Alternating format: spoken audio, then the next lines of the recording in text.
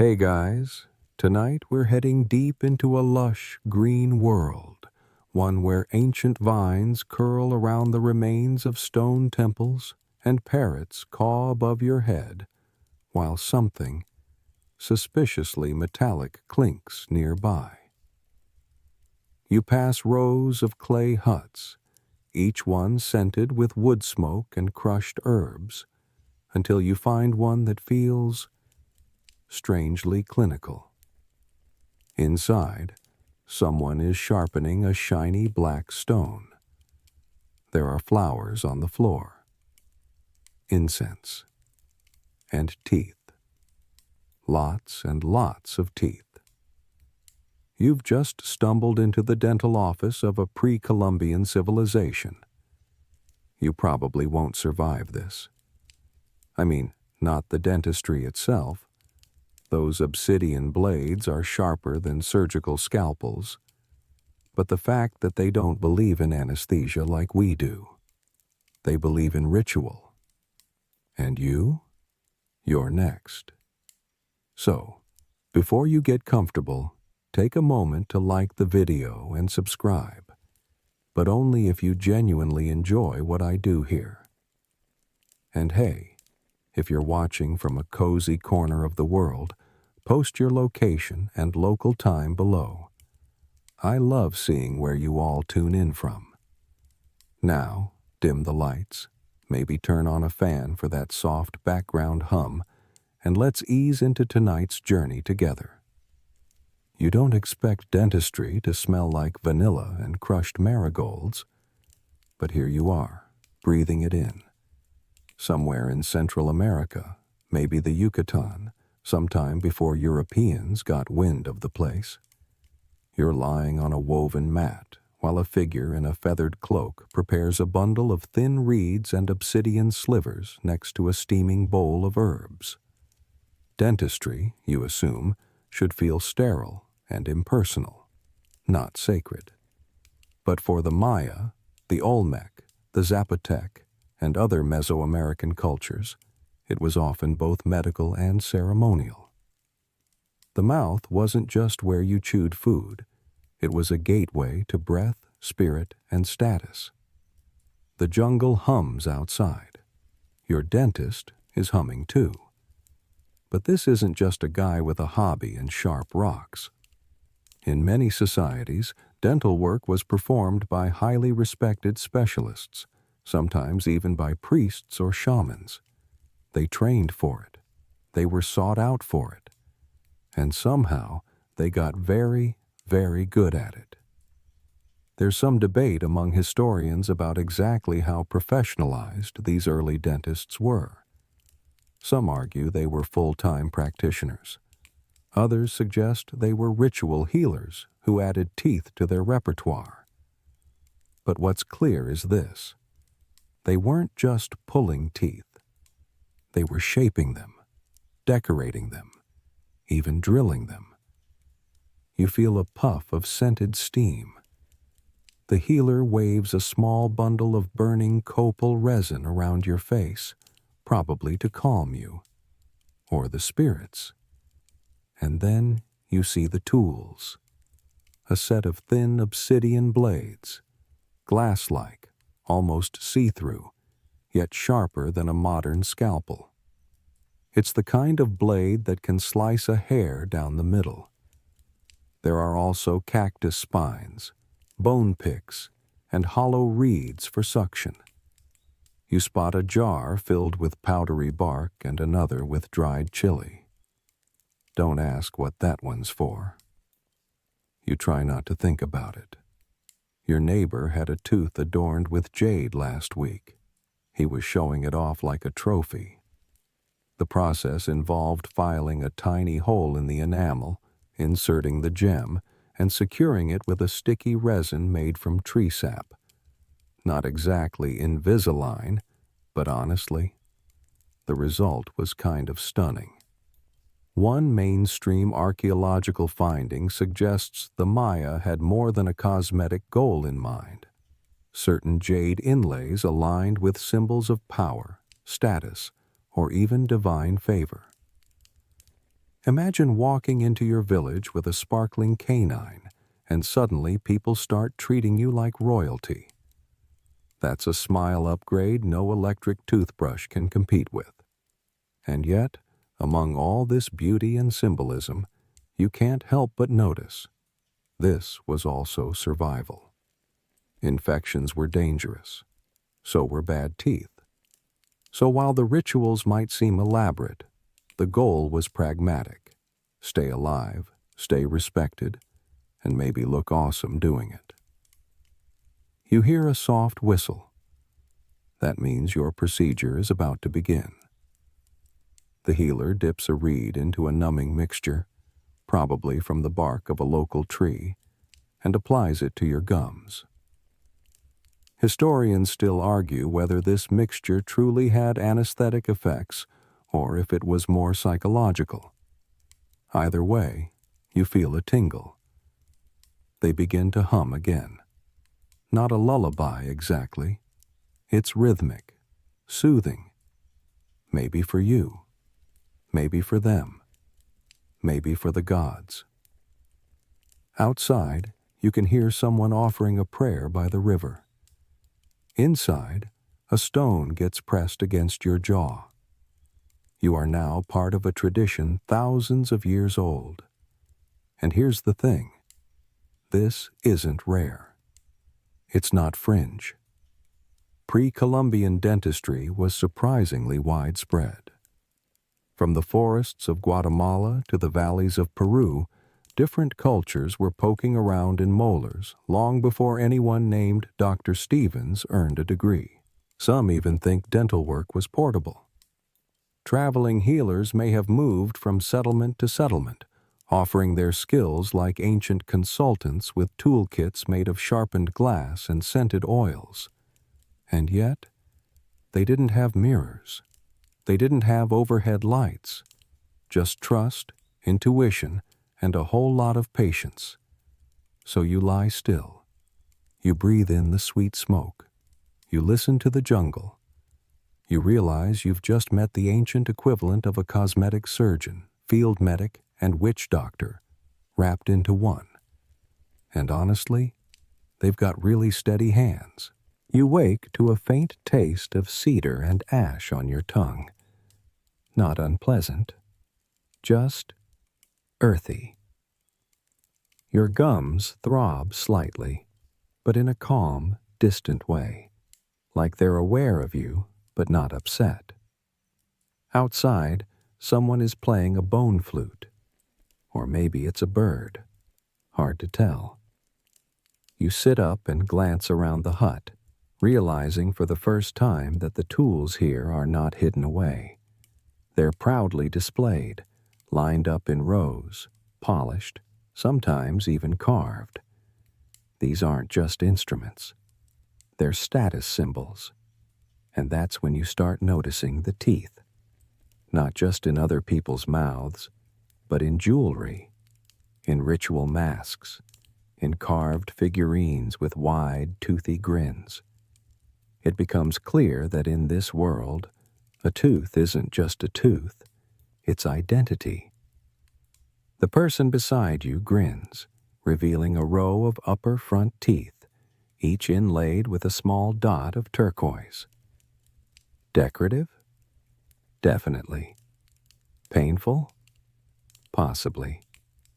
But in this culture, having dazzling teeth wasn't just about looking good, it was about being someone. Mainstream archaeological evidence shows that Maya elites often decorated their teeth to denote rank or tribal affiliation. Jade, turquoise, hematite, each material had its own meaning. These were not random acts of dental flair, they were declarations. Political, spiritual, personal, and weirdly, fashionable. Across Mesoamerica, decorated teeth showed up in a dazzling array of styles. Some people filed their incisors into sharp points. Others shaped their canines into little half-moons or notches. Some wore dental jewels flush with the enamel, like tiny embedded gemstones, kind of like the ancient version of a diamond tooth gem, but with higher stakes and less Instagram. You spot a young man outside with triangular teeth, serrated almost, like shark fins. He catches you staring and flashes a grin, clearly proud. That kind of modification wasn't just tolerated, it was admired. And here's the kicker. They did it young. Teenagers were the most likely to undergo cosmetic dental procedures, possibly as a rite of passage.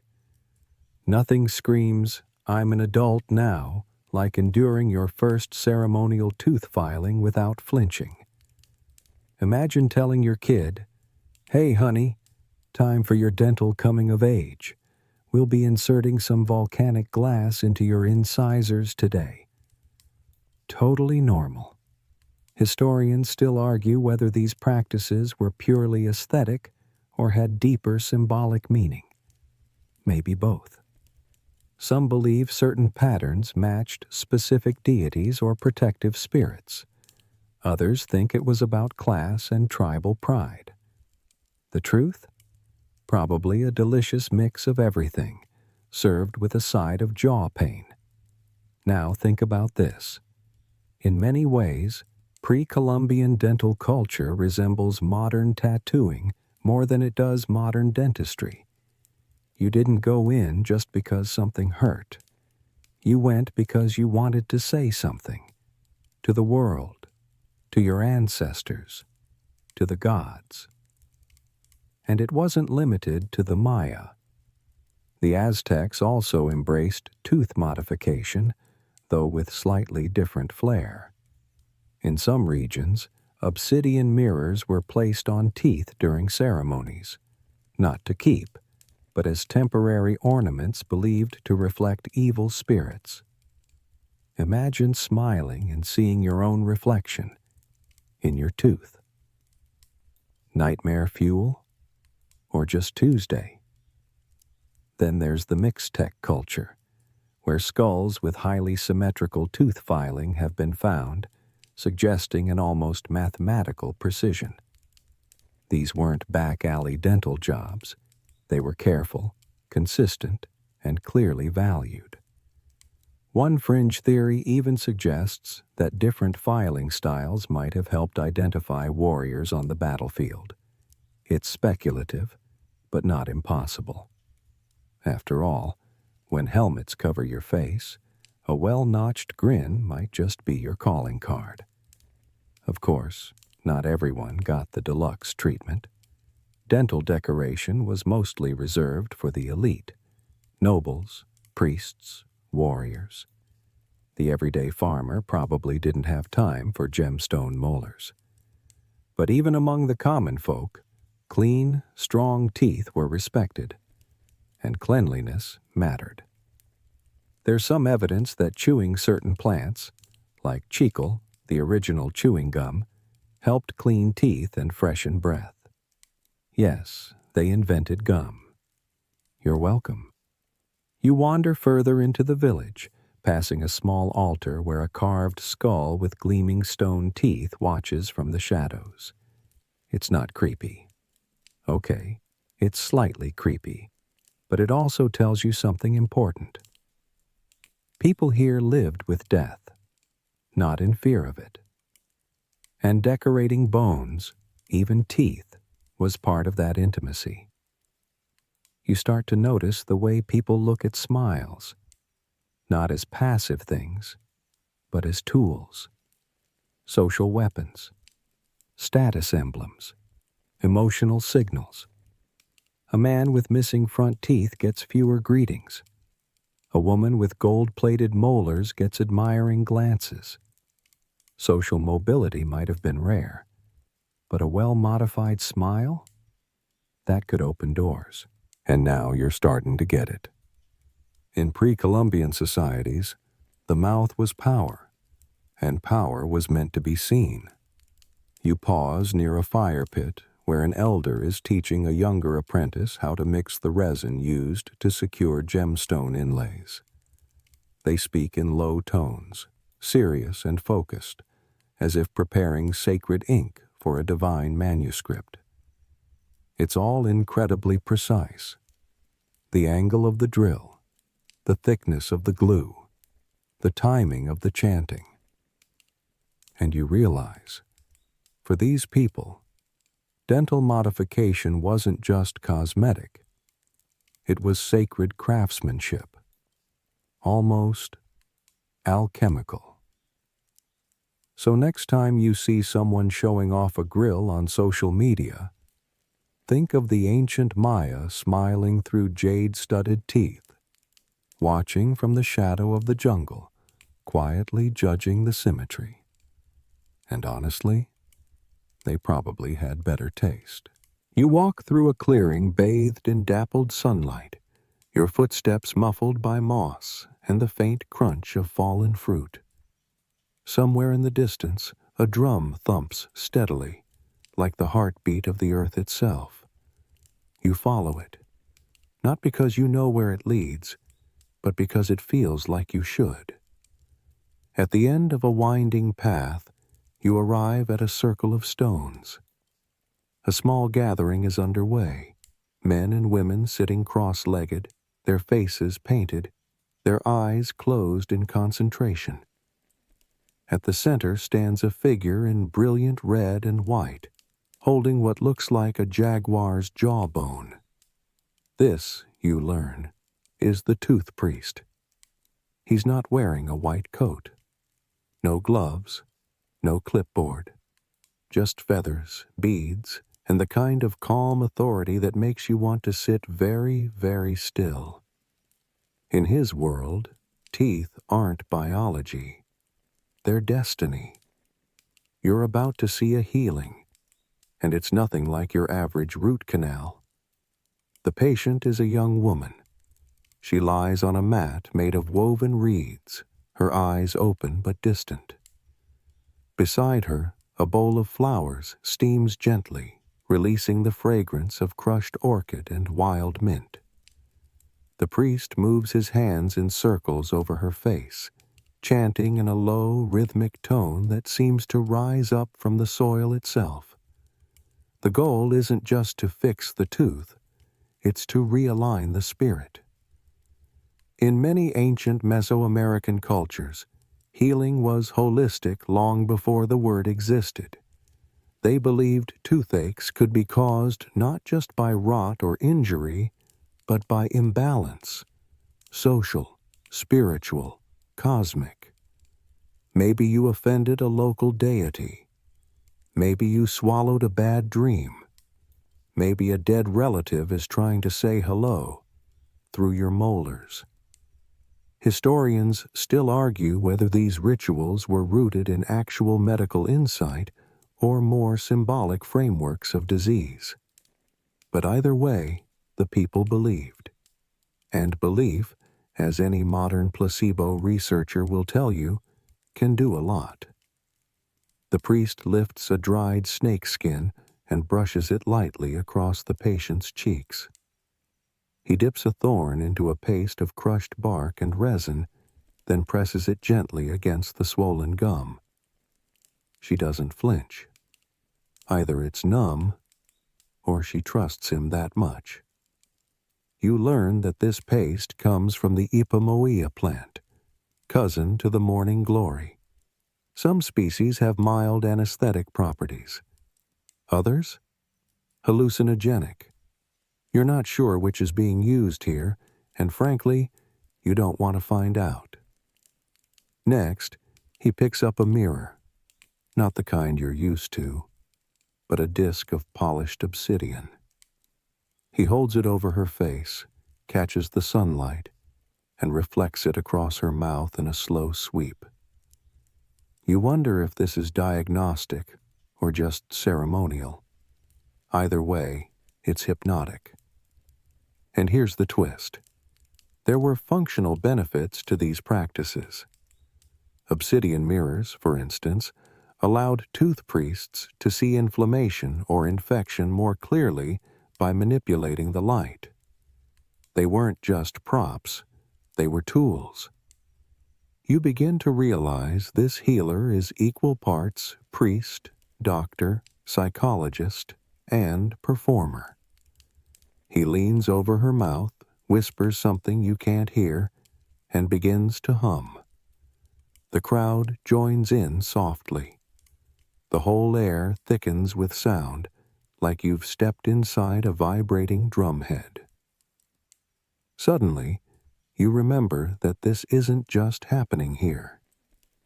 In other parts of pre-Columbian America, Peru, Colombia, even remote parts of the Amazon, similar figures existed.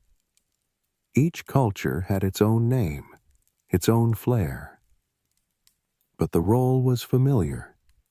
The one who tended the mouth, the voice, the gateway to the soul. In the Andes, Incan records mention healers who used coca leaves to numb pain before manipulating teeth, chewed into a green paste, held under the tongue like nature's novocaine. Among the Tairona people of what's now Colombia, elaborate gold dental ornaments were thought to carry protective properties. In both cases, spiritual belief and clinical practice walked hand in hand. One fringe anthropological theory suggests that some of these dental rituals doubled as divination tools. A cracked tooth might predict a coming storm. A chipped molar might signal betrayal. Okay, maybe it sounds far-fetched, but then again, people still pay astrologers to explain their sore knees, so who's to say? Back in the jungle circle, the ritual draws to a close. The priest lights a bundle of herbs and wafts it around the patient's face. The swelling seems slightly better. Or maybe you're imagining that. Either way, she sits up slowly, accepts a carved wooden token from him, and walks away smiling. Sort of. You're starting to realize that dentistry here wasn't isolated from the rest of life. It was woven into it. To get your tooth treated meant more than just physical relief. It meant reconnection with your community, your ancestors, the divine. And for the healers, it wasn't just about helping others. It was a sacred calling. The priest walks past you, barefoot and unbothered, holding his obsidian mirror close to his chest. You catch your reflection in it for just a second, and wonder what your own teeth might say about you if anyone here bothered to look. As you wander away from the clearing, the air feels heavier somehow, charged. You pass a stone carving of a serpent with its mouth wide open, each tooth perfectly filed, each eye inlaid with jet.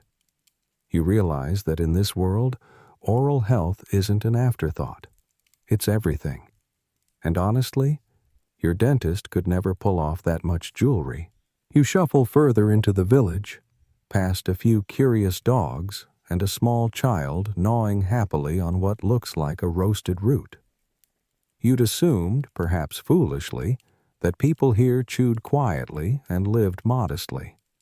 But the truth is, even in ancient times, people had problems, and those problems often ended up lodged in their mouths. Behind a low stone wall, you find a lean-to structure filled with the sound of scraping and the faint ping of stone against stone. The smell of burning sap and dried herbs thickens in the air. There, under the canopy, sits a woman hunched over a patient, her hands steady, her eyes unwavering. This is where the work gets real. No chanting, no mirrors, just tools and nerves of stone. You're watching the moment before a dental procedure begins. The patient sits on a woven stool, head tilted back. His jaw is swollen, his face slack with anticipation. You instinctively tense, and you're not even the one with the inflamed molar. In her hands, the healer holds a sliver of obsidian. Jet black, it glints faintly in the filtered sunlight. Glass-like, perfect, and terrifying. You already know this. Obsidian blades can be sharper than modern surgical steel. One clean slice can separate skin at the cellular level. But here, there's no stainless steel tray, no anesthesia, no soft music. Just a shard, a torch, and an astonishing amount of courage. Historians still argue whether these dental procedures were done out of pure necessity, or if they also held symbolic power, if the removal of a tooth was considered a kind of ritual cleansing or passage. Either way, the tools tell their own story. You notice a row of them laid out on a cloth. Some are sharpened bone picks. Others are flattened pieces of polished stone, used to press or tap the enamel, gently or not so gently. There are hollow reeds tied together with plant fibers, probably for suction, and bundles of cactus spines that have been heat-hardened to work like tiny drills. The woman selects one, dips it into a paste of chili, bark, and ash, then gently presses it to the gum line. The patient flinches, and you flinch with him. Chili? Yep. Turns out capsaicin, the same compound that makes your favorite salsa bite back, also acts as a rudimentary pain distractor. Not a reliever, mind you. A distractor. You're still in pain. You just notice it differently. And here's the twist. Despite how brutal it might sound, many of these procedures worked. Skull remains from burial sites across Mesoamerica show clean, symmetrical modifications, little to no post-operative infection, and, in many cases, healing patterns that suggest long-term survival. That's more than can be said for a few modern root canals. One mainstream archaeological study even found evidence of dental cement, tree resins or mineral pastes used to secure inlays and cap damaged teeth. They weren't just pulling or carving, they were repairing. You can't help but wonder what it felt like to be the practitioner, to hold a tiny razor-sharp stone over someone's nerve endings, knowing that one slip could mean agony or death. But their movements are precise, trained. This isn't improvisation. It's technique and muscle memory, passed down through generations. Across the way, a young apprentice observes closely, trying to mirror every motion. You see him tracing patterns in the dirt with his finger, possibly notes or perhaps prayers. And you realize this wasn't a casual skill picked up from watching a village elder once or twice. This was an education, a discipline. These were medical professionals in everything but name. The Hippocratic Oath hadn't been invented here, but compassion had. Still, that obsidian blade makes you nervous. One fringe theory suggests that some dental procedures were accompanied by music, not just for ceremony, but to distract the patient and pace the practitioner. Rhythmic drumming, humming, or even clapping may have been part of the sensory toolkit. Think of it like ancient binaural beats, except more percussion, less Spotify. Your patient breathes heavily now. A reed straw drains a bit of blood into a small gourd. The healer presses bark ash into the gum to staunch the bleeding. The whole procedure takes maybe 10 minutes, but it feels eternal. When it's done, the patient sits upright slowly. He spits into a clay bowl, winces, then nods. No dramatic outbursts, no applause. Just quiet, shaky relief. You realize this is probably his second or third visit. Outside, the jungle doesn't seem to care. Birds continue squabbling in the canopy. Someone is grinding maize into a paste nearby. Life moves on, even when your face is swollen and you're wondering if chewing will ever feel normal again. But for the healer, the moment lingers. She carefully cleans her tools with crushed leaves and warm water. She hums a tune. No words, just a melody passed down, probably older than the village itself. You take one last look at the obsidian shard resting in her palm. For something so sharp, it seems almost gentle, reverent even. And suddenly, you feel a strange sense of gratitude, not just for Novocaine and toothbrushes, but for the astonishing human instinct to adapt, to care, to help, even when the only tool available is a rock that cuts light itself.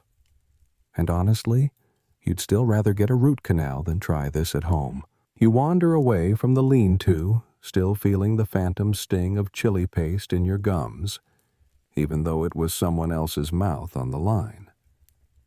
The village is quieter now. Midday heat has driven most people to shaded corners. A few children play with dried gourds, kicking them like clumsy footballs. A parrot squawks from a rooftop. You duck beneath a low-hanging banana leaf and find yourself at the edge of a burial ground. Rows of stones mark the resting places of people long gone, some decorated with shells, others with teeth. Yes, teeth. Cleaned, polished, even carved, placed lovingly beside the body or woven into necklaces left behind. You kneel beside one of the shallow graves, where time and erosion have lifted a skull slightly above the soil. Its jaw is intact.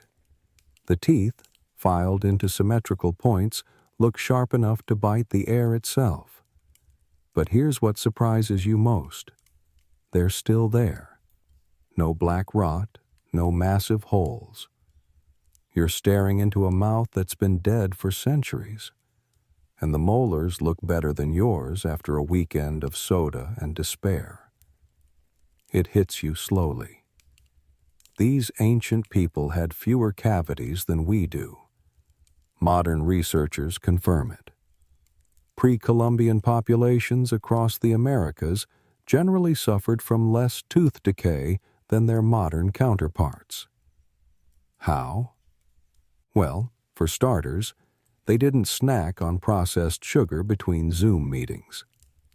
Their diet was maize-based, rich in fiber, low in refined carbohydrates. They chewed a lot. Hard roots, fibrous leaves, unrefined grains. All that wear and tear helped clean the teeth naturally. No need for dental floss when your tortilla is working overtime. Plus, there's the sugar thing. No Coca-Cola, no caramel popcorn, no gummy vitamins pretending to be health supplements. Sure, they had fruits and the occasional honey, but sugar wasn't something you could just add to food. It was rare, ritualistic, reserved for ceremonies, not Tuesday lunch. One mainstream archaeological study of skeletal remains from the Valley of Mexico showed nearly pristine dentition among adults, some with minor wear, but little to no decay. It's the kind of thing your dentist would frame and hang on the wall. And yet, they still had dentists. Which raises the question, if they didn't have cavities, what were these healers doing all day? That's where things get interesting.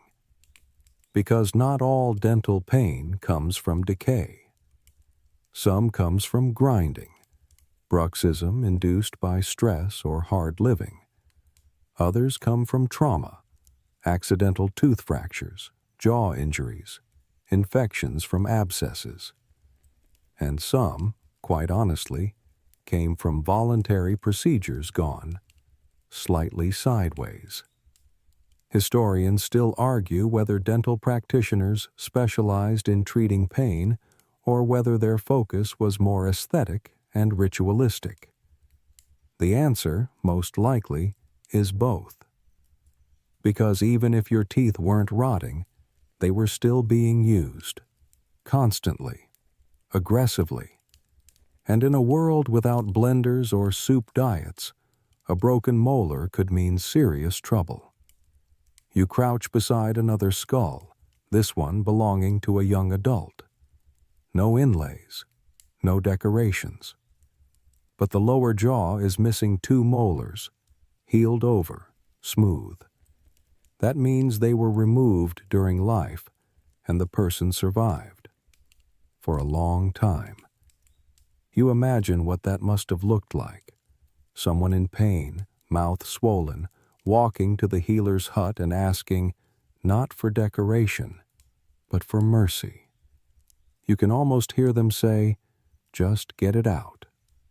No anesthesia, no numbing gel, just faith and a stone tool so sharp it could open a vein without breaking the skin. And that's when you notice the marks. On some of the jawbones, faint scoring patterns appear around the sockets. These aren't accidental, they're surgical. Signs of controlled cutting, not splintering. You're looking at early examples of tooth extraction done with surprising finesse. The people doing this work weren't hacks. They knew anatomy, they knew restraint, and they had incentive. Because if you botched a tooth removal, infection could spread fast.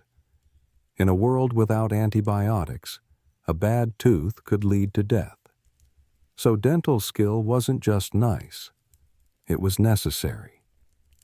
One fringe theory even suggests that some communities held public dental demonstrations to train apprentices and reassure the public. Picture a small crowd gathering to watch someone's molar get removed. Half ritual, half education, half entertainment. Yes, that's 3 halves. But ancient math was flexible like that. You walk slowly now, careful not to disturb the resting dead, and marvel at the paradox. We, with our fluoride and electric toothbrushes, are somehow less equipped to survive without professional dental care than these ancient villagers armed with obsidian and courage. The difference? They respected their teeth. They didn't treat them like tools you could grind into powder and replace with porcelain. They honored them, decorated them, prayed over them, and they fed them a diet that didn't scream root canal waiting to happen. You spot a cluster of children nearby, chewing on sugar cane. Naturally sweet, yes, but raw, fibrous, and packed with compounds that clean rather than corrode. It's dessert and dental hygiene in one stalk. And it makes you wonder what we lost in the trade-off between convenience and care. Maybe we gained speed, comfort, minty fresh gel in tiny foil tubes. But we lost rhythm, intuition, the feeling that your mouth was part of a larger system, not just biological, but social, sacred. You stand in the sun, jaw slack, staring at a pile of 800-year-old teeth and thinking, these people probably didn't floss, and still won. And honestly, that kind of hurts more than any drill. You leave the burial ground with a strange combination of awe and dental envy. The sun is sinking a little lower now, casting long shadows between the clay huts and flickering through the palm fronds like a slow wink. Somewhere, someone's pounding corn into masa for dinner. You hear laughter. Life continues, full of chewing, biting, speaking, and smiling. You wander past a row of elders sitting in the shade. Most of them are still grinning, literally. Their teeth, though worn, are solid. Their smiles, genuine. You notice something odd. Not many are missing teeth. And more curiously, not many have the typical gap-toothed elder look you might expect. So you sit down next to them, and you listen, and you realize these people are keeping their teeth for life. You chew on that idea for a moment, figuratively, of course, and start noticing the reasons why. First, there's the diet again. The maize, the roots, the absence of processed sugar. But there's something more. These folks use their teeth like tools, but they also respect them like organs. No casual biting of bottle caps. No gnawing through packaging. Their dental choices are intentional. One elder, a woman with intricate braids and a smile like a crescent moon, hands you a branch. It's been stripped at one end, fanned out like a tiny broom. It's a chew stick. These natural toothbrushes, used throughout ancient cultures around the world, are fibers from certain antimicrobial trees, like neem, miswak, or in Mesoamerica, Salvadora persica. The idea? You chew the end, soften the fibers, and scrub your teeth gently with the frayed bristles. No plastic, no toothpaste ads, just a branch. And it works. Mainstream studies have found that chew sticks can reduce plaque, freshen breath, and even protect against bacteria. Some cultures added powdered charcoal or ash for extra grit, a natural abrasive to polish enamel. The result? Clean mouths and smiles that lasted into old age. One elder smiles and says something about feeding the mouth and the heart at the same time. You don't understand the language, but the meaning is clear. These people aren't just surviving without modern dental care, they're thriving. You spot a young boy sucking on a piece of tree resin like candy. But it's not candy, it's chicle, the sap of the sapodilla tree. You may know it by its colonial reincarnation, chewing gum. But long before Wrigley's turned it into a marketing miracle, Mesoamerican cultures were chewing chicle to clean teeth, stimulate saliva, and freshen breath. Natural gum, made for function before it was ever about flavor. And here's a quirky tidbit. Some archaeologists believe ancient lovers gifted chicle as a token of affection. Imagine it. Here, I chewed this for you. It's got antiseptic properties, and it says I like your face. Romance, but with dental health. Historians still argue whether daily chewing of chicle or chew sticks was a personal habit or part of ritual hygiene. Was it morning routine or religious observance? The line, once again, is blurry. But does it matter? Either way, the result was a mouth kept clean without crest or Listerine. Back near the central fire, a storyteller begins recounting the legend of a serpent who swallowed a thunderbolt and lost its fangs, only to regrow them with the help of the moon. Everyone laughs at the punchline. But you catch the deeper meaning. Teeth were not just functional. They were mythic. Something to be watched, interpreted, respected. It's a concept you'd struggle to find in the fluorescent aisles of a modern drugstore. No one in your local pharmacy is selling stories with their mouthwash. And yet, it worked. You peek into a cooking hut and find someone grinding roasted cacao into a paste. Yes, that cacao. Chocolate. But not the sugary kind. This version is bitter, ceremonial, unsweetened. It's thick, dark, and full of tannins, natural compounds that may have antimicrobial effects on oral bacteria. Imagine drinking something that feels sacred and prevents gingivitis. Try bottling that, toothpaste companies. One fringe theory even suggests that cacao was sometimes used as a kind of ancient dental rinse, swished and spit before rituals to purify the body. You're not entirely sure you'd want to rinse with warm, bitter chocolate, but hey, different times, different tongues. Back in the main square, an older man is showing off his teeth like a badge of honor. He's grinning wide, his molars yellowed but intact, each one a living record of the life he's lived.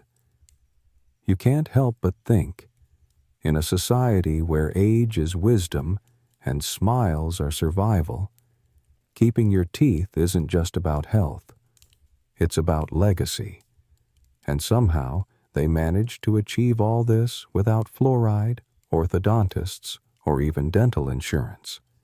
Just resin, roots, and a deeply ingrained reverence for the body's design. You lean against a sun-warmed wall and take it all in. The smell of corn, the bite of chili in the air, the soft click of someone sharpening obsidian nearby. You wonder what your own teeth would say about you if they could speak. If they told a story not just of cavities and cleanings, but of rituals and relationships, of what you chewed and who you smiled at. And honestly, you feel a little guilty about skipping your last dentist appointment. Evening creeps in slowly, as if the sky itself doesn't want to interrupt the hum of daily life. Shadows stretch long between the huts. Torches begin to crackle in doorways, and smoke from cooking fires curls upward like thin fingers. The air smells of roasted maize and warm stone. You wander toward a group gathered around a fire, their laughter light, their smiles wide. And as they grin, something curious catches your eye, not in what's missing, but in what's added. One woman flashes a set of front teeth shaped like little pyramids. Another has tiny dots of turquoise embedded in her canines. A man nearby? His incisors are filed into twin peaks, almost artistic in their symmetry. You begin to notice a trend. Each person's mouth is like a personal signature, a quiet act of self-expression etched into enamel. Welcome to the Art Gallery of the Americas. No canvas required.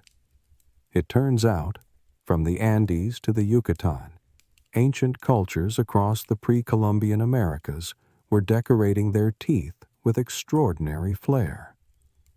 And not just as a one-off trend.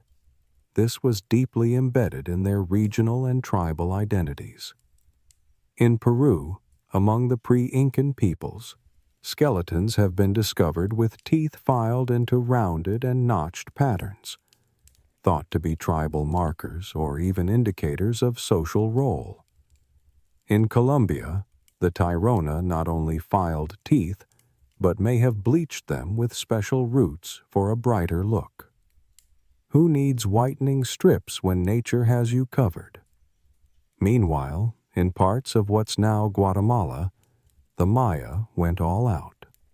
Some archaeological finds show as many as 3 decorative inlays per tooth, carefully bored into the front surface and filled with semi-precious stones like jade, turquoise, and pyrite. And here's the kicker. The inlays weren't just jammed in. They were expertly fixed using natural adhesives that bonded well without damaging the tooth's pulp.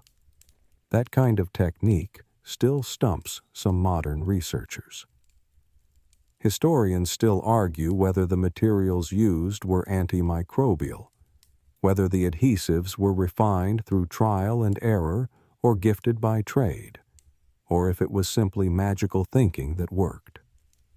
It's the dental version of, we don't know how, but they did it. You pause beside a boy showing off his newly filed teeth to a group of girls, clearly enjoying the attention. He grins, they giggle, and you realize something important. This wasn't just ceremonial. It was social currency, just like sneakers today, or haircuts, or that one shirt you bought because it makes you feel like a Roman general for some reason. Teeth told stories about beauty, about strength, about who you were and what you wanted the world to see. A fringe theory even suggests that certain tooth styles were used to signal romantic availability. Notched incisors might have meant looking for a partner. Sharp triangles? Already spoken for. Okay, maybe that's speculative. But wouldn't it be kind of efficient? Swipe left, smile right. As the fire crackles, someone brings out a carved gourd filled with fermented corn drink. Slightly sour, surprisingly smooth. You sip cautiously and realize it's both food and medicine. Some oral traditions say such fermented drinks helped ease tooth pain, reduce bacteria, and soften fibrous foods. It was dental care, with a buzz. Another villager steps forward, a proud elder with teeth sharpened into long, elegant points. You expect her to speak, but instead she performs a slow, deliberate smile, a gesture clearly loaded with meaning. The others bow their heads slightly. In this world, the shape of a tooth can speak. You start to notice other forms of regional variation. Some groups preferred horizontal filing, flattening the front teeth into short shelves. Others opted for vertical grooves, which caught the light and reflected it like tiny mirrors. And yes, some even dyed their teeth using natural pigments, painting them black, red, or even gold for rituals or ceremonies. If your high school yearbook had a Best Smile section, it would have been wild in this village. And while the aesthetics might seem extreme to modern eyes, they weren't random. These choices were shaped by cultural norms, tribal traditions, and, let's be honest, a bit of peer pressure. Because when everyone in your village has shark teeth, being the one guy with normal molars is like showing up to a toga party in a three-piece suit. You circle back to the fire as the sky deepens to indigo. Someone has pulled out a drum, slow and steady, matching the pace of the evening. As they play, another woman turns to show off her side profile, one molar glinting with a silver inlay. Silver? You blink. But yes, certain groups, particularly in Central America, had access to metals and occasionally incorporated them into dental designs. Not common, and definitely a sign of prestige, but it happened. You wonder who her dentist was, probably not covered by insurance. One researcher in the 20th century once joked that the ancient Maya had better dental coverage than most modern nations. They weren't wrong, because for these people, the idea that your teeth could be both functional and beautiful wasn't radical. It was obvious. You take one last look at the crowd, laughing, chewing, showing off their very personal art installations, before the fire dies down and the group begins to disperse. And you realize something. They didn't just use their teeth. They celebrated them. And honestly, the next time you skip brushing before bed, they're going to haunt you. Probably with jade. You wake the next morning to the sound of grinding, not of teeth, thankfully, but of corn. A woman nearby is using a stone matate, rhythmically mashing kernels into mesa for breakfast. You stretch, jaw a little sore just from watching yesterday's tooth rituals, and wander toward the cooking fires. But today's lesson isn't about food. It's about trade. Because as much as pre-Columbian dental practices varied by region, one thing bound these cultures together: the flow of knowledge, tools, and materials across vast distances. Even in a world without highways or shipping containers, the ancient Americas were remarkably well connected. And when it came to teeth, oh, they were importing style. You pass a small stall near the village edge. Strings of beads, obsidian shards, and stone drill tips dangle in the breeze like prehistoric wind chimes. A woman tends the booth, gently buffing a jade bead the size of your thumbnail. She offers it to a young man who smiles wide. He's getting a new inlay today. And guess what? That jade may have traveled hundreds of miles. Archaeologists have traced specific types of jade found in dental inlays to quarries in present-day Guatemala, while dental shells in Peru originated from the distant Pacific coast. Obsidian, the surgical glass of the ancients, was also a high-demand commodity, traded across Mesoamerica, its glittering edges recognized as a symbol of both power and precision. One mainstream theory holds that dental artisans, or let's call them tooth technicians, were often semi-nomadic. They traveled between communities, bringing both their tools and their techniques. That means the guy who just fixed your molar might have learned his craft 2 valleys over and is getting paid in woven cloth or cacao beans. Imagine your dentist rolling into town on foot with a toolkit made of bones and bark, offering consultations in exchange for smoked fish. Honestly, sounds kind of romantic. And possibly more affordable than your last dental bill. You watch as a small group gathers around a traveling artisan who's unpacking his wares: tiny drills, resin vials, and what looks like a set of polished shark teeth. They gasp and murmur, clearly impressed. This is no amateur. This is someone who's seen things. And now you're seeing it too. The ancient world didn't evolve in isolated bubbles. Ideas about dentistry, what counted as beautiful, what worked as treatment, moved across regions like whispers in the wind. In the Andes, for instance, some burial sites show signs of cranial modification and dental work, evidence that elite status may have included a full makeover, skull to smile. In northern Mexico, some tribes used copper tools for more delicate carving. In the Amazon basin, certain pigments were used to stain teeth black, a color associated not with decay, but with strength and elegance. You realize you've entered a cultural conversation, except instead of words, they're using enamel. Historians still argue whether some of these dental styles developed independently or were influenced by neighboring groups. Did the Maya invent decorative inlays, or did they borrow the idea from earlier Olmec practices? Did Andean tribes begin filing teeth for functional reasons and later shift toward aesthetics? The archaeological trail is faint but fascinating. One fringe theory, admittedly on the wilder side, suggests that certain dental patterns were designed to mimic animal traits. Think jaguar fangs, snake notches, or bird-like points. The idea? Channel the strength of the creature through the mouth, your most powerful, visible weapon. Honestly, it's kind of brilliant.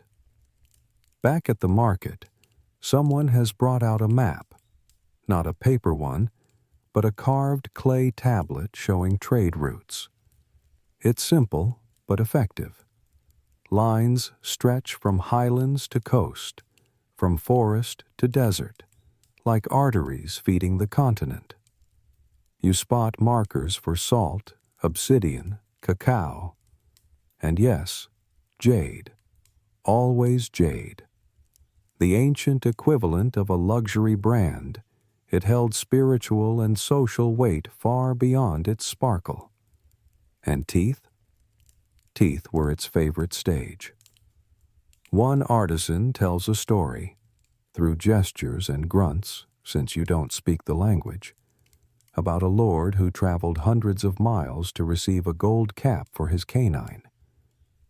He died on the journey home, but the tooth was buried with him, wrapped in cloth and sealed with wax. His family considered it a triumph. And really, who hasn't wanted to be buried in something a little extra? You realize now that dental modifications weren't just local expressions. They were declarations of belonging to something bigger. A cultural network where ideas flowed as freely as rivers, and style was as important as survival. Even the tools reflected this. Drills made from animal bones sharpened with river sand. Adhesives from tree sap mixed with ash or powdered shell. Polishing agents from crushed quartz or mica. Each one carried a recipe passed down, tweaked, traded, and treasured. You sit by the edge of the market and watch a young couple browse resin samples. One of them is holding up a small obsidian sliver to the light, admiring the way it catches the sun. She whispers something, and he laughs, a moment that would feel just as natural in a modern jewelry store. But this isn't about vanity. Not entirely. It's about signal, intention. The belief that what you wear in your mouth, what you choose to endure pain for, is a reflection of who you are, where you come from, and what you hope to become. You lean back, letting the sounds of trade and chatter drift around you like birdsong, and think about how strange it is that we stopped decorating our teeth. Or maybe just changed how we do it. Braces, grills, whitening strips, they're not so far removed from obsidian drills and jade dots. We're still saying something. We're just using a different accent.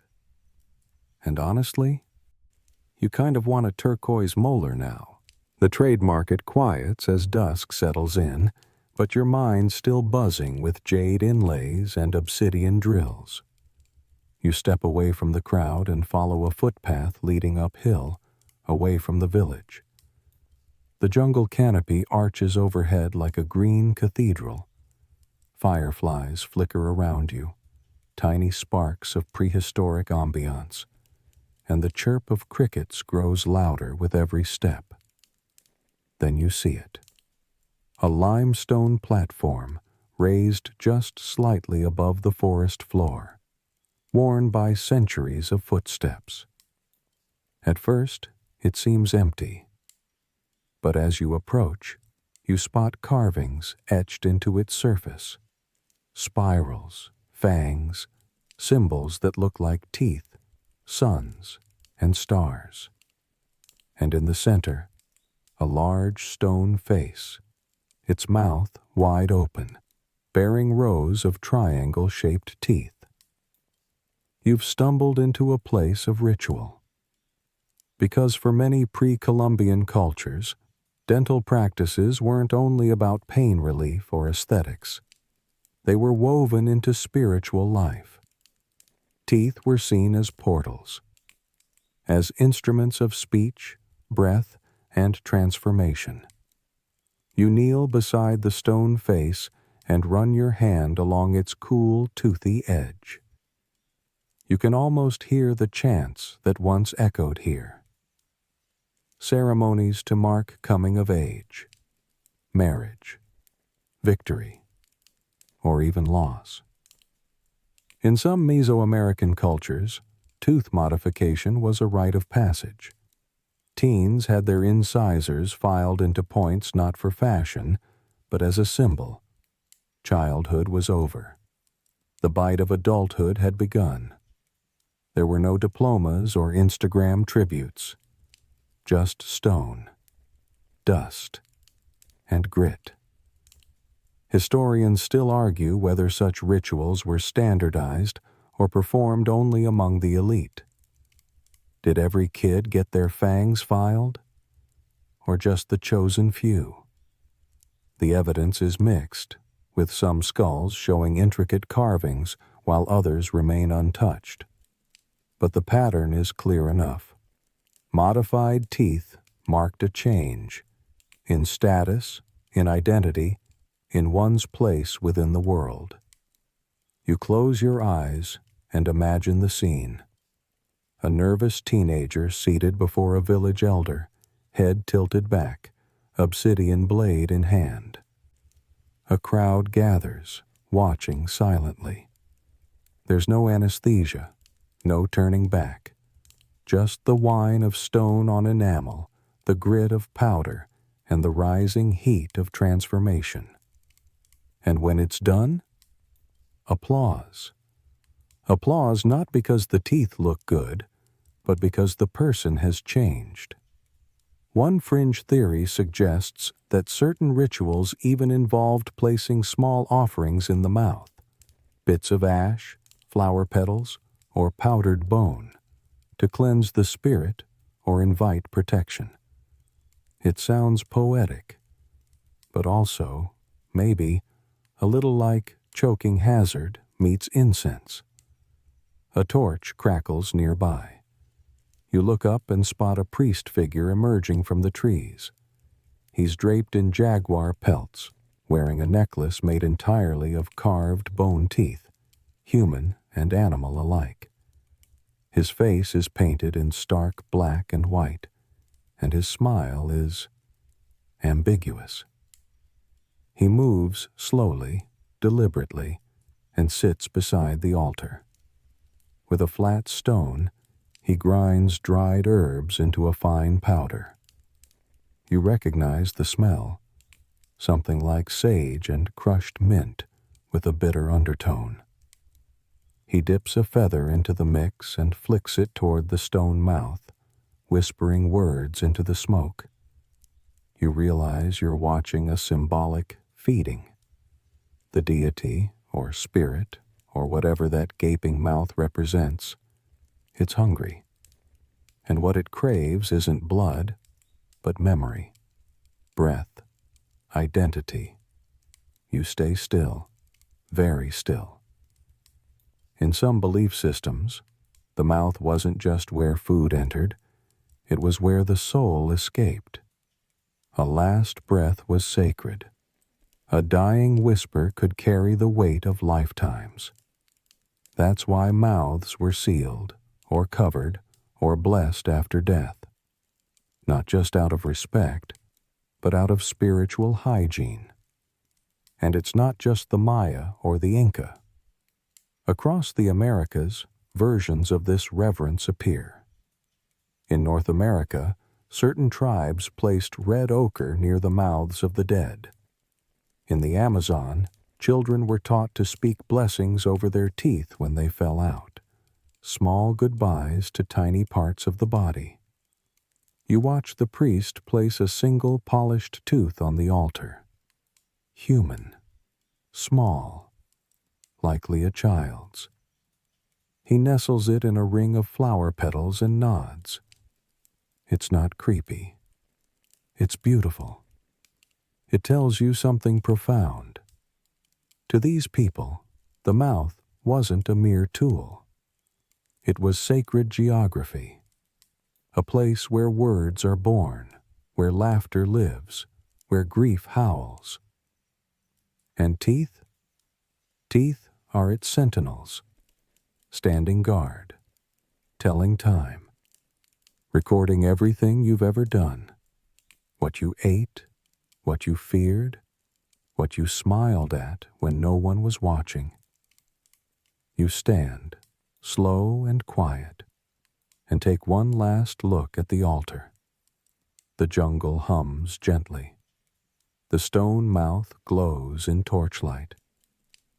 You can't help but smile, carefully, and wonder what your own teeth might say if someone were to find them centuries from now. Would they whisper stories of midnight snacks and awkward braces? Or would they speak of something deeper? Because honestly, your molars might be wiser than you are. You walk back through the trees under a sky so dark and velvety it feels like it might swallow sound. The stars blink awake one by one, and for a moment, you let yourself imagine what it was like to live in a world where the heavens told time, and the flick of a torch was the only artificial light for miles. No blue screens, no hum of air conditioning, just fire, footsteps, and the slow, steady thrum of breath. But as you descend back into the village, something more mundane catches your attention. Chewing. Not food, not chicle, not medicinal bark. Just chewing. Persistent, rhythmic, slightly irritating chewing. You round the corner and find a man sitting on a woven mat, gnawing intently on the end of a stick. His jaw moves like clockwork. He looks deep in thought, or maybe not thinking at all. Just chewing. This is where things get weird. Because yes, you've seen decorative dentistry and sacred ceremonies and pain management with chili paste. But what about the simple, slow grind of chewing as a daily, even compulsive behavior? You sit nearby and mimic his motion, chewing on air. And suddenly you get it. It's soothing, mesmerizing even, and maybe, just maybe, therapeutic. There's a theory among dental anthropologists that ancient peoples may have chewed not only for food, but as a way to relieve stress, focus the mind, and even exercise the jaw. This isn't limited to the Americas either. Evidence of chewing culture appears around the world. But here, it takes a special form. Habitual chewing of tough, fibrous plants, not for nutrition, but for equilibrium. One mainstream study of masticatory wear patterns in pre-Columbian skulls suggests that certain individuals, especially women, had asymmetric jaw wear. The speculation? They chewed more frequently, possibly while performing repetitive tasks like weaving or food prep. Chewing may have served as a kind of meditative focus tool, like tapping a foot or humming. Historians still argue whether this behavior was conscious stress relief or simply a byproduct of labor. Either way, it shaped the body. You see the results in bone structure, in worn enamel, in the gentle forward jut of the lower jaw that develops over time in habitual chewers. And here's where it gets quirky. Some fringe theorists, bless their speculative hearts, suggest that chewing behavior may have also been connected to storytelling. The idea? That certain oral traditions were passed down not just by speaking, but by chewing. Rhythmic chewing might have marked pacing. Certain plant textures might have been reserved for specific stories. Chew this while you tell the tale of the rain serpent. Chew that while recalling the lost star. Do we have proof? Not really. But come on. It's fun to imagine Grandma handing you a fibrous stick and saying, "Chew this. You're about to hear something sacred." You glance around and realize something else. Jaw strength mattered. These people weren't sipping smoothies or avoiding crusty bread. Their oral musculature was built for action, and in many pre-Columbian societies, a strong jaw was associated with both beauty and vitality. In fact, certain portrait ceramics from the Moche culture of Peru depict individuals with pronounced jawlines, wide mouths, and clenched teeth, not in aggression, but in poised control. These weren't angry snarls, they were composed bites. You can't help but smirk. In a modern world where overbites and TMJ plague office workers and phone scrollers, maybe a little chewing wouldn't hurt. Back at the fire, the same man is still chewing. You watch the way his jaw moves, slow, circular, precise. He's not eating. He's not talking. He's processing. The world, his thoughts, his body. Chewing, you realize, was an embodied rhythm, one that connected the mind and the mouth, a form of stimming, soothing, steadying in a chaotic world filled with storms, spirits, and snakes that sometimes swallowed the sun. And here's a fun twist. Some ancient cultures believed excessive chewing made you wiser, that the act of mulling over thoughts physically, literally grinding them, helped you digest spiritual truths. Food for thought? No. Thought as food. You try it again. You pick up a nearby twig, fray the end, and give it a chew. It's bitter, fibrous, slightly resinous. Not delicious, but not terrible. And sure enough, after a few moments, your thoughts slow. Your jaw aches just enough to make you aware of your face. Your breath lengthens. You're here. You're chewing. You're ancient now. And you wonder, is that what we've lost? In a world where convenience rules, maybe we've forgotten the rituals of small difficulty.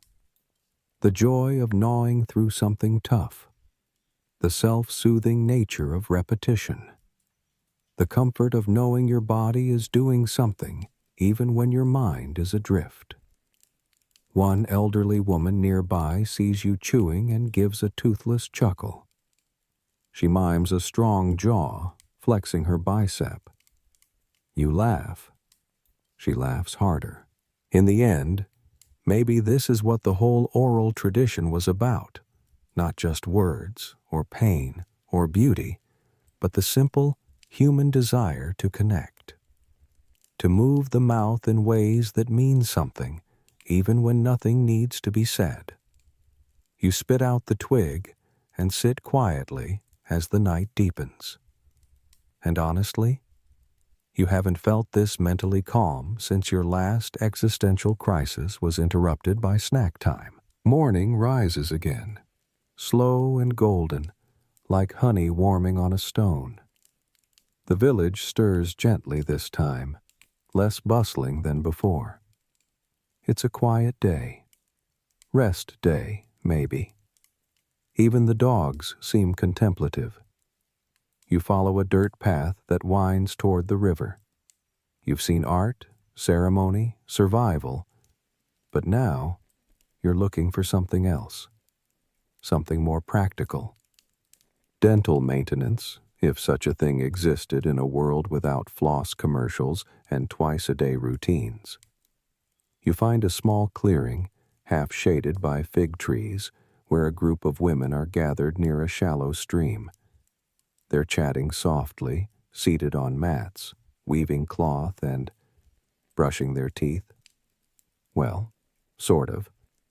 They're rubbing their teeth with crushed charcoal. You pause, watching as one woman dips her finger into a dark powder, presses it to her teeth, and scrubs gently in circular motions. Her child mimics her, more clumsily. Both of them grin when they catch your eye, lips blackened temporarily by the powder, but teeth bright underneath. Turns out, this wasn't just a village quirk. Across the Americas, indigenous peoples used activated charcoal from burnt hardwoods as a tooth cleaning agent. It's gritty, mildly abrasive, and, unlike modern toothpaste, comes with no minty lies. Just clean, straightforward scrubbing. Mainstream archaeological studies confirm the presence of fine charcoal particles embedded in dental calculus, those stubborn deposits of hardened plaque that preserve the past like mouth-sized time capsules. Researchers have even recreated the practice and found it surprisingly effective at plaque removal. Historians still argue whether charcoal use was daily hygiene or more ritualized, performed before festivals or rites of passage. But given how often it appears across time and space, it seems likely that, in many communities, charcoal was the ancient version of your trusty morning toothbrush. You take a seat by the stream and try it yourself.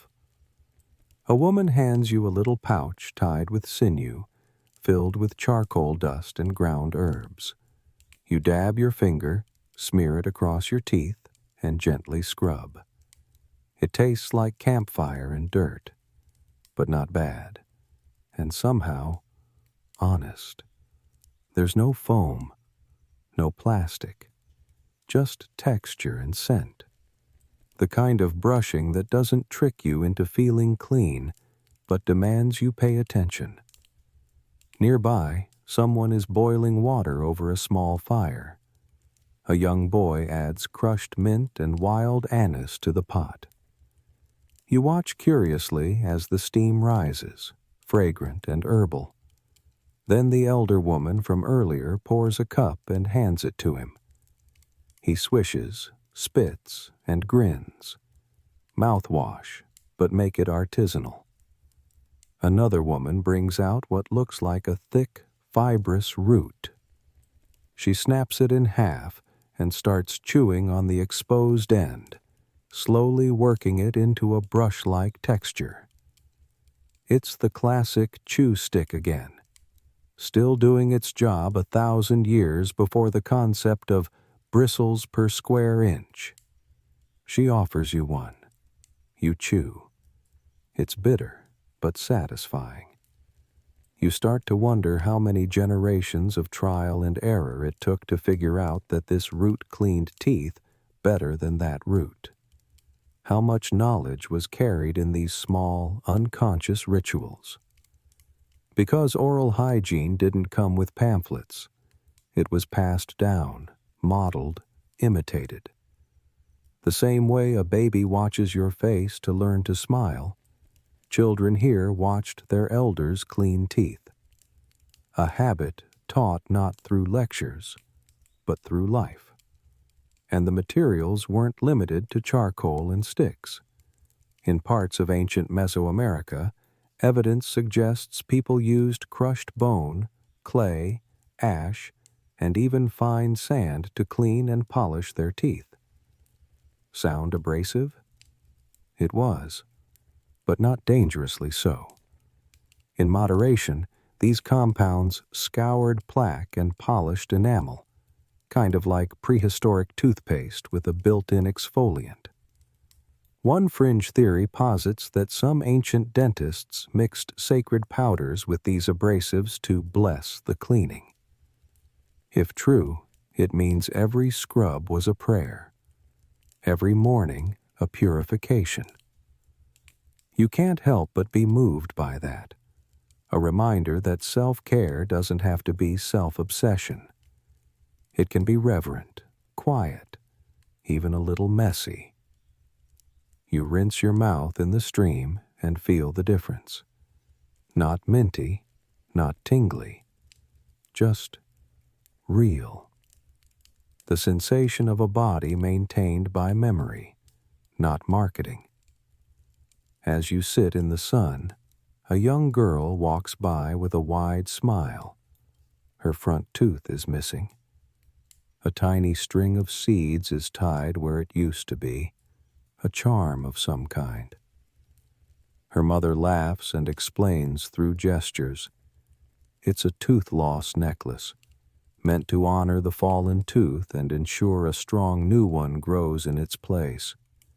It's adorable and weirdly familiar, because even though we've modernized it with pillow traditions and dollar bills, the ritual of marking the loss of a tooth is universal. It's a moment, a milestone, proof that the body is growing, changing, becoming something new. You lean back and look at the river, slow, steady, endless, and realize these dental practices weren't separate from the world. They were part of it, intertwined with food, with health, with myth and family and time. It's strange to think that in a culture with no mirrors, people still care deeply about their teeth. Not for vanity, for continuity. Because your mouth was your story. And stories, after all, must be told clearly, even if you're missing a few molars. And honestly, you're starting to think that charcoal might be worth importing into your routine. The sun is low now, brushing the treetops with that soft, syrupy light that makes even ordinary things look golden. You find yourself walking slowly, deliberately, through the heart of the village one last time. Kids chase chickens through dusty paths. Elders settle into woven hammocks. Somewhere, someone is laughing with their whole chest. You realize this place, for all its rituals and remedies, is not obsessed with teeth. It simply understands them. And as you pass a small shelter near the outskirts, you catch sight of something that pulls you in like a magnet. A skull. It's resting on a low wooden platform, carefully placed and adorned with beads, feathers, and dried flowers. Not in a macabre way. This isn't some horror show relic, but in reverence. A life remembered. A face once known. You step closer, expecting the usual, empty sockets, time-worn bone. But you pause when you see the teeth. They're perfect, straight, whole, slightly stained from a lifetime of chewing and dyeing and ceremony, but complete. Even the molars. And suddenly, you get it. All of this, every chew stick, every obsidian drill, every nervous adolescent biting down on jade inlays, it wasn't about fear. It wasn't about medical panic. It was about preservation. Because in this world, death wasn't an end. It was a continuation. And your teeth, they were the part of you that lasted. Archaeologists love to point this out. In ancient burial sites, the skeletons are often fragmented or worn, but the teeth remain, like little white time travelers, telling stories long after the heart has stopped beating. Historians still argue whether these skull displays were family-specific or ceremonial. Were they visited like grave markers, or were they involved in active ancestor rituals? But the presence of decorated skulls, ones with beads around the jaw, or carefully preserved dental inlays, suggests more than mere respect. It suggests intimacy, pride. Someone loved this mouth. Someone remembered the smile. You sit beside the platform and feel the weight of centuries pressing in, not heavy, but present. Like a hand on your shoulder, like a breath just behind your ear. And your thoughts begin to drift. Back to the man chewing quietly by the fire. The girl with the seed necklace. the priest feeding the stone mouth, the woman with the silver molar laughing in the dark. You didn't just learn about teeth here. You witnessed them, living tools, sacred symbols, vessels of pain and beauty and everything in between. Even now, a group of villagers is gathering nearby. A soft drumbeat begins, low and slow, like a heartbeat. A woman lights a torch and places it near the skull. Someone begins to hum, high and clear, and the whole world slows down. It's not a ceremony for you, but you're welcome to stay. No one speaks. No one chews. For once, the mouths are still, and in the stillness, you hear the truth. You've always thought of dental care as a checklist. Brush, floss, rinse. Panic when the dentist says, "Let's take a look." But here, it's something else entirely. It's continuity. A whisper passed down not through textbooks, but through ritual and repetition. Chew this root. Use this ash. Smile like your grandfather did, and leave behind something strong. You don't need a full set of teeth to carry tradition, just enough to hold a story. You rise quietly, nod to the skull, and walk back toward the jungle path.